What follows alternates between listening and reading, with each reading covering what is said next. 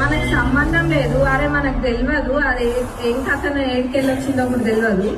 ఎప్పుడో అప్పుడు ఆయన వెచ్చద్ది పట్టుకొని అది ఇప్పుడు మా మీద బట్టగాలు చేయడం అనేది ఎంత మట్టుకు న్యాయమో అందరు చూస్తూనే ఉండరు.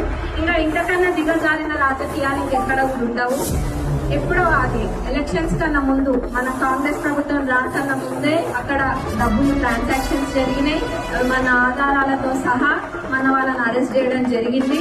ఇంకా చెప్పాలంటే ఆడాలంటే కొన్ని ఆడలేం కదా. ఎంత ఇదిగా ఉన్నారంటే మనుషులు వాళ్ళు డబ్బులు తీసుకుంటారు, వాళ్ళే అన్ని చేస్తారు.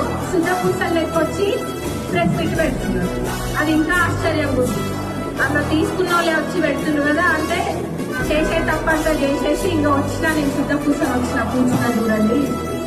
ఇంకా ముందే వీళ్ళకి ఏదో ఇది కథ తెలిసేటట్టుంది. ముందే మనమే వెళ్ళి అరే వీళ్ళే చేసిందని చెప్తే అయిపోతుంది కదా. నమ్ముతారు జనాలు అనుకుంటారు. జనాలు అనిపించాలి